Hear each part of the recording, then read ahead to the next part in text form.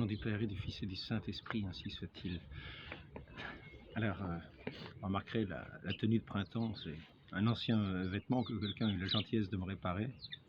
Alors, la capuche fait plutôt penser à une cotte de maille. Enfin, mais ça fait un petit peu les chevaliers des temps modernes. Il faut être coriace aujourd'hui pour tenir dans la vérité, s'efforcer de tenir dans la lumière, dans un monde où l'ombre se répand si facilement.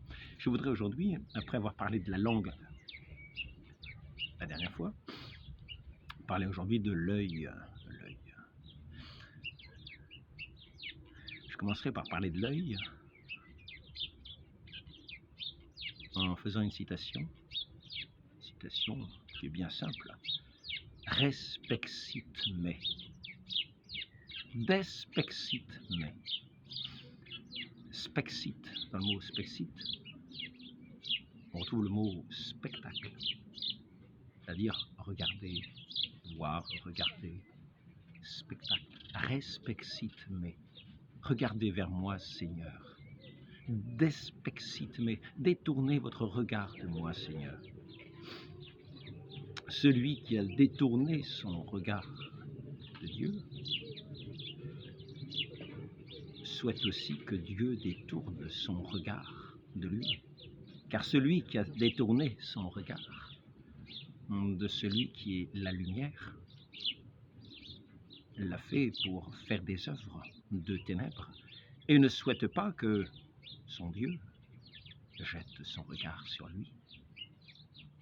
Car ces œuvres de ténèbres ne sont pas agréables à ce Dieu de lumière. Donc je voudrais parler de l'importance du regard que nous portons sur chaque chose. Et je voudrais montrer que la langue et le regard sont dans un lien intime. Que la langue peut changer notre regard et que notre regard aussi peut changer notre langue. Quand nous voyons des choses dans la lumière, notre langue dira des paroles de lumière. Si, à l'inverse, notre œil a été enténébré par des paroles de ténèbres, à ce moment-là, il ne verra plus les choses qui se présentent à lui sous le jour de celui qui regarde les choses véritablement dans ce qu'elles sont. Mais d'une certaine manière, il détournera son regard des réalités. On peut dire « respexit me ». C'est le respect. Despexit me, c'est le mépris. Et nous voyons que ce respect ou ce mépris, c'est la façon que nous avons de regarder ce que nous voyons. Nous le regardons avec respect ou avec mépris. C'est-à-dire, en fait, nous regardons, nous considérons ce que nous avons, l'œuvre de Dieu que nous avons devant nous, que nous considérons sous son plein jour, dans ce qu'elle est, en leur rendant grâce. Ou bien alors nous détournons le regard de ce que nous voyons, le tenons dans une ignorance, dans un mépris. Le mépris d'une réalité, le mépris d'une personne, le mépris d'une œuvre, qui nous fait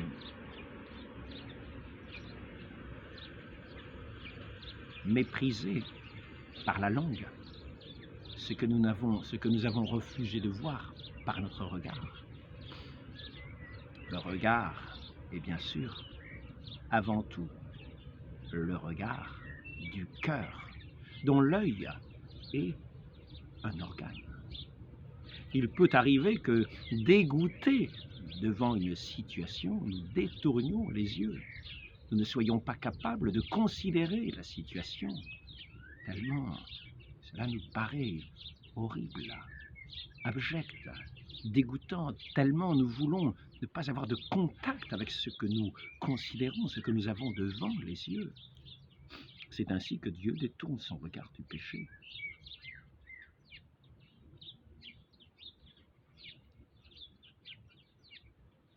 Il a cette répulsion vis-à-vis de tout ce qui est la tâche, le souillure du péché, et considère la créature, non pas, il considère la créature, toujours son regard posé sur cette créature, dans ce qu'elle est, dans la réalité de ce qu'elle est. Mais le péché va déformer, d'une certaine manière, en la personne qui se détourne de son Dieu, va déformer l'image de Dieu qui est en elle. Et ainsi, c'est ainsi que l'on dit que le Saint-Esprit ne vient pas dans un corps souillé par le péché.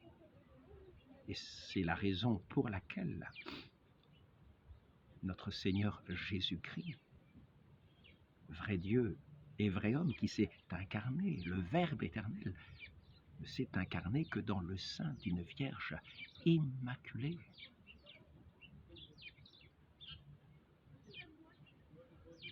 Qui a gardé sa virginité sous la protection, sous la considération, sous le respect de l'œil de Saint Joseph, qui était lui-même chaste.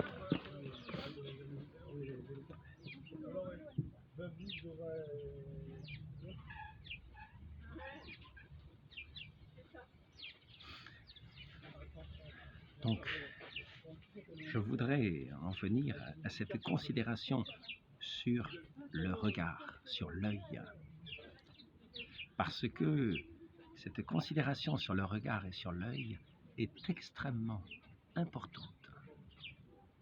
Notre Seigneur nous le rappelle en nous disant « Un aveugle guide un autre aveugle. Ne tomberont-ils pas tous les deux dans un trou ?»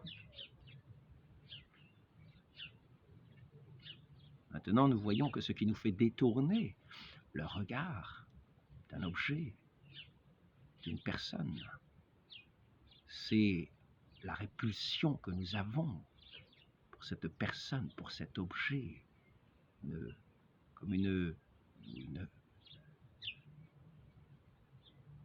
quelque chose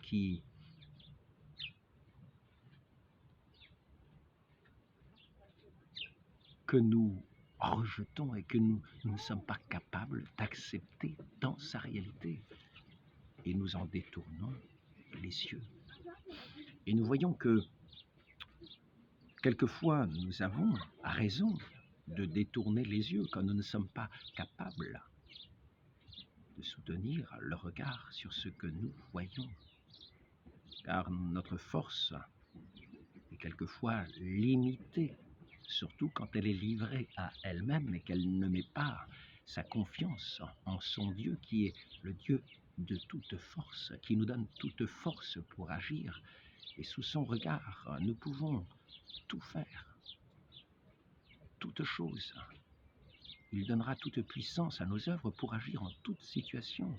Mais nous perdons cette force dès que nous détournons notre regard de notre Dieu et nous sommes à ce moment-là incapables de soutenir certaines situations. Et il vaut mieux les fuir. Il vaut mieux les fuir si nous ne sommes pas capables d'y résister, pas capables d'agir comme il faudrait.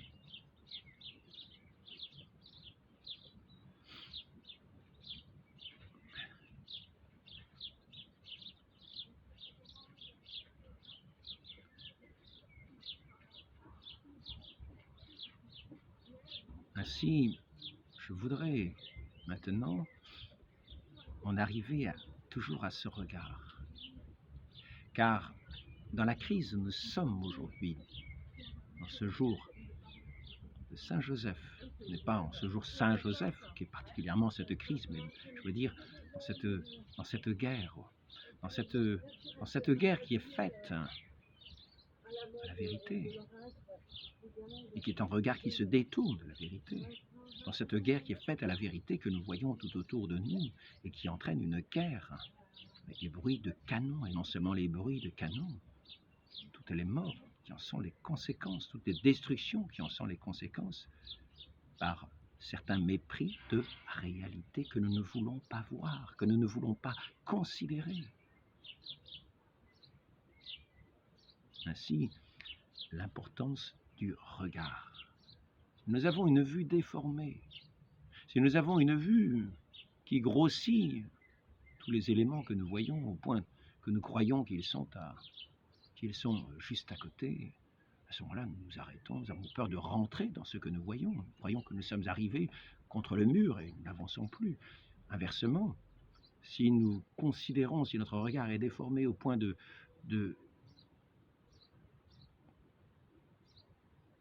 considérer que ces objets que nous voyons sont à 100 mètres alors qu'ils sont juste devant nous, si nous avançons, nous rentrons, nous butons sur les éléments que nous croyons être loin parce que notre vue est déformée.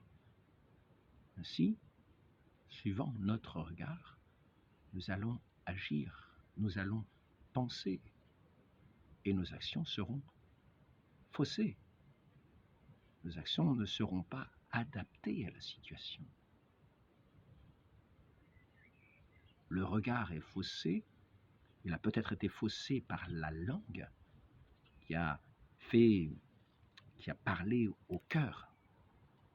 Et ce cœur, ayant eu cette impression de la parole sortie de cette langue infectée de péché, ce cœur va être amené à déconsidérer l'objet qu'il serait amené à considérer.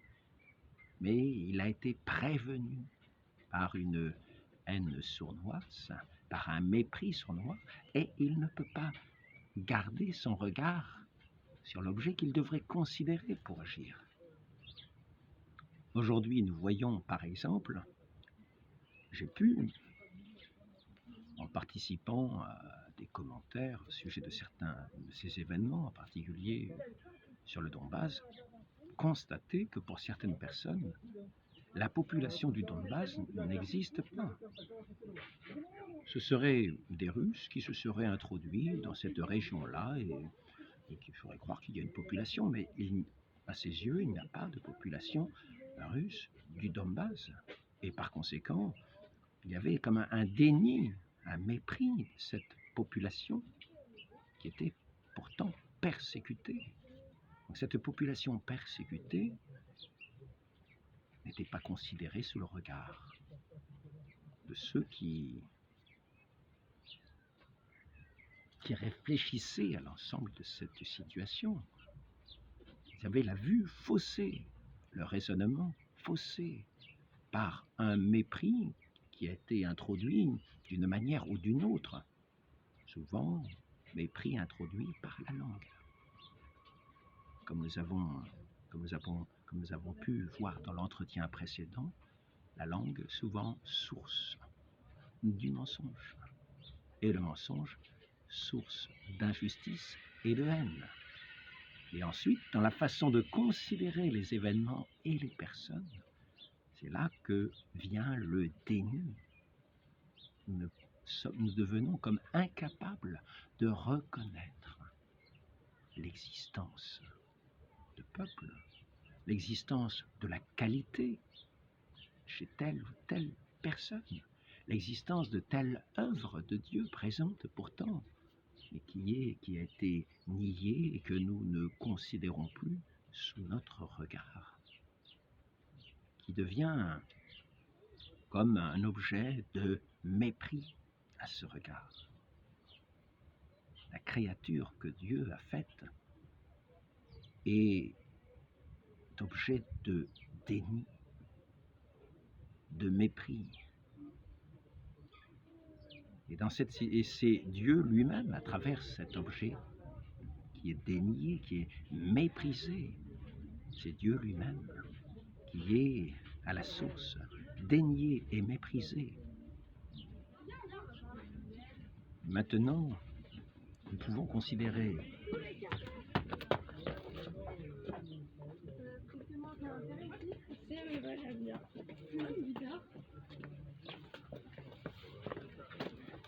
Nous pouvons considérer aussi, donc c'est un lieu de promenade, vous commencez à connaître, donc nous pouvons considérer dans ce détournement, dans ce mépris, la source de bon nombre de maux sur cette terre, en particulier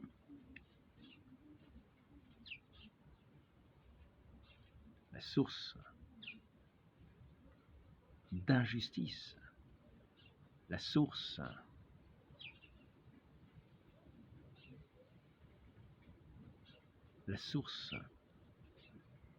de nombre de guerres que nous voyons ici-bas, où les droits des uns sont tout simplement méprisés parce que les peuples perdent aux yeux de ceux qui les considèrent toute considération. Il nous faut savoir porter un regard attentif, un regard aux œuvres de Dieu dans ce qu'elles sont, savoir considérer les œuvres de Dieu en chacun, dans chaque peuple.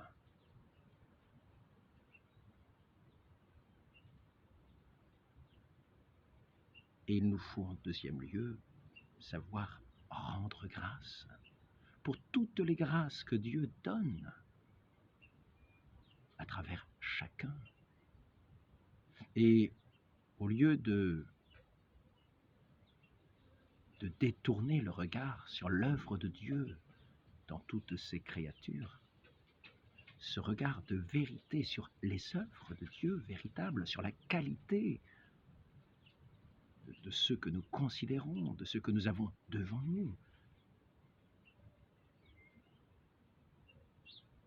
Ce regard en vérité sera pour le bien de tous, le bien commun de tous. Et nous pourrons en toute liberté apporter la réponse voulue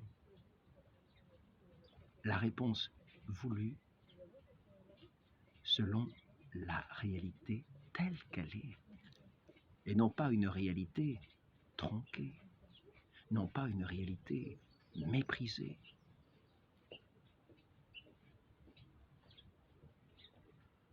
Le mensonge, qui est un mépris de la vérité, qui est un mépris de la création, un mépris de Dieu dans ce qu'il est, mépris de la création de Dieu.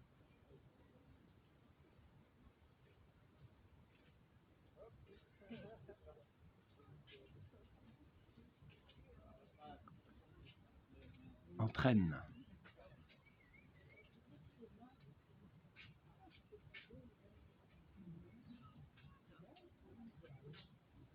le mépris,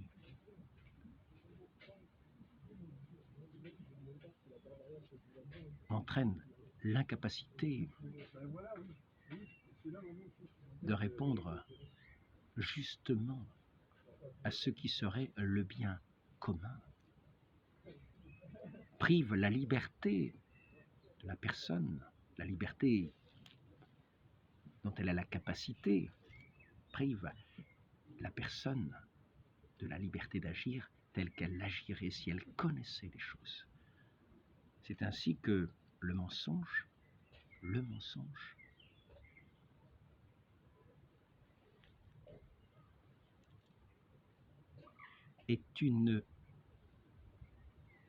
entraîne une privation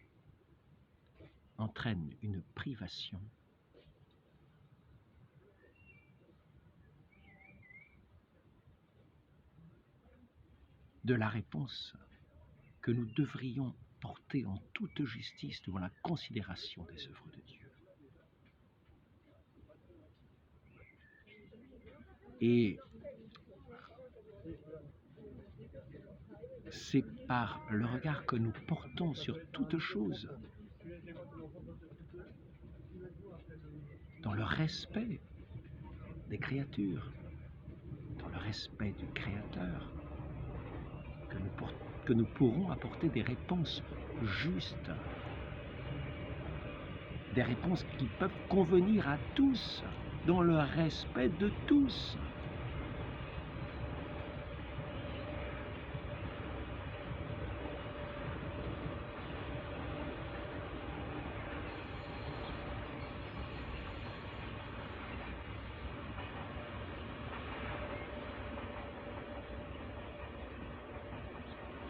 La reconnaissance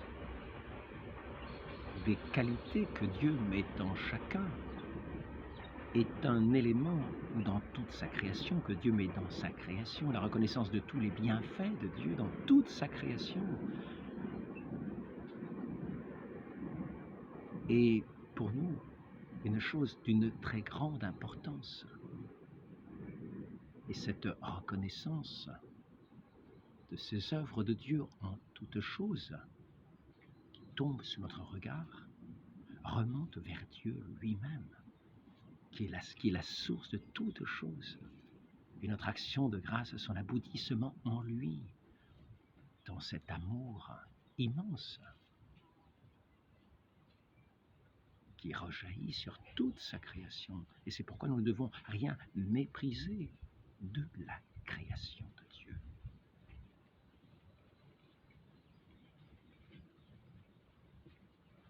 Ainsi, en toute chose, quand nous considérons la création dans ce qu'elle est, en le considérant comme considérant tous les bienfaits que Dieu a mis en toutes choses, nous regardons les choses avec un cœur pur, un cœur qui ne met pas l'ombre du péché, qui ne souille pas ce qu'il considère, qui ne méprise pas ce qu'il considère, qui ne fait pas disparaître de son cœur ce que Dieu a mis devant ses yeux. Il faut savoir recevoir avec action de grâce tout ce que Dieu, dans sa providence, offre à nos regards pour rendre grâce de toutes les qualités que chacun peut posséder, nous réjouir de ses qualités, nous réjouir de ses dons, nous réjouir des dons qu'il a mis en nous, les regarder avec un œil pur, sans mépriser, sans détourner le regard, mais considérer toujours sous l'œil de Dieu, sous l'œil de ce Créateur si bon, si aimant, qui a fait toutes choses bonnes. Il ne s'agit pas de tomber dans des regards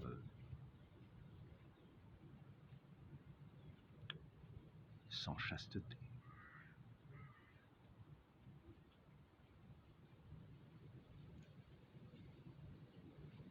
Qui est souvent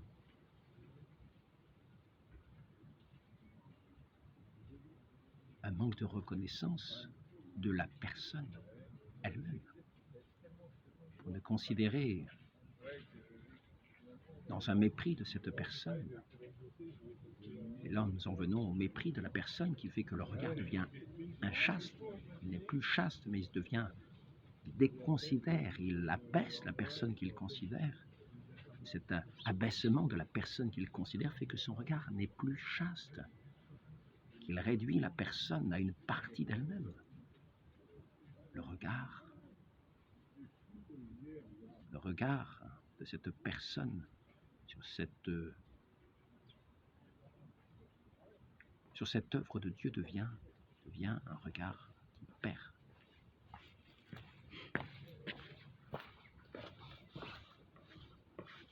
son intégrité, qui perd cette pureté de cœur, qui fait tout rejaillir en Dieu et qui respecte les personnes dans leur entier, dans leur qualité, mais dans leur être tout entier, dans leur personne entière, dans l'amour de la personne entière, et non pas dans le mépris des personnes qui va les réduire à une partie d'elles-mêmes. Et c'est là que le regard perd sa pureté. Il s'arrête à la créature au lieu de remonter par la personne qui est à l'image de son créateur jusqu'au créateur, en qui est toute sa joie, tout son amour, tout son bien. Le fait de ne pas rendre grâce à Dieu dans toutes ses œuvres amène à pervertir notre regard, à lui faire perdre sa pureté, à entrer dans le mépris, dans les haines, dans les envies, dans les désirs, qui à chaque fois sont une perte de respect. Celui que nous avons devant nous.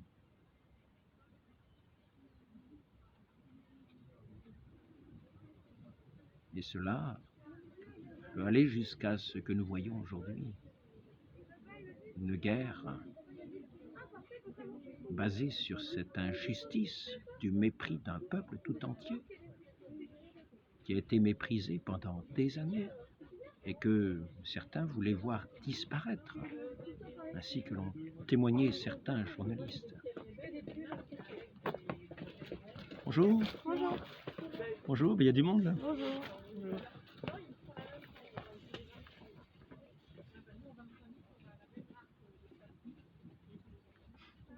Voilà. Je pense que ça va être à la mode la tenue de printemps. Je ne sais pas si cet entretien est très convaincant, je voulais, après avoir fait cet entretien sur la langue, le faire sur l'œil, le regard, dans la pureté, considérer tous les bienfaits de Dieu dans toutes les créatures, reporter, à partir de tous ces bienfaits, le reporter jusqu'à l'auteur de ces bienfaits. Rendre grâce pour toutes les créatures, tous les bienfaits de Dieu en chacun, dans tout l'univers, et non pas mépriser dans une recherche détournée de Dieu, qui se détourne de Dieu, qui dit ensuite « despexite me », détournez votre regard de moi, parce que j'ai détourné mon regard de Dieu. Je détourne mon regard, détournez, je lui dis détournez mon regard de moi, ne me regardez pas, comme moi je détourne moi-même.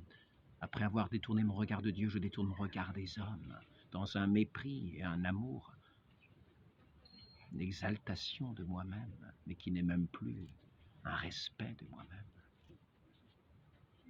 Lui qui ne respecte pas Dieu, qui détourne son regard de Dieu, détourne son regard des hommes, ne se respecte pas lui-même non plus.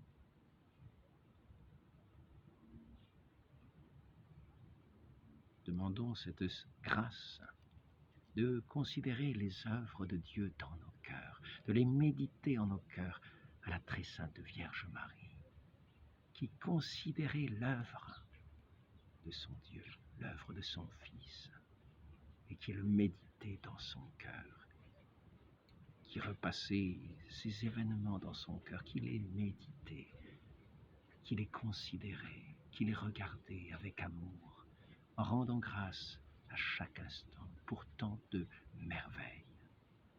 Qu'il en soit ainsi dans nos vies, que nous apprenions à porter un regard pur sur toute chose, en la considérant dans tout ce qu'elle est, en les considérant dans tout ce qu'elles sont, pour en rendre éternellement grâce à notre Dieu. Ainsi soit-il. Au nom du Père et du Fils et du Saint-Esprit, ainsi soit-il. Alors le chien, bonjour. Bonjour.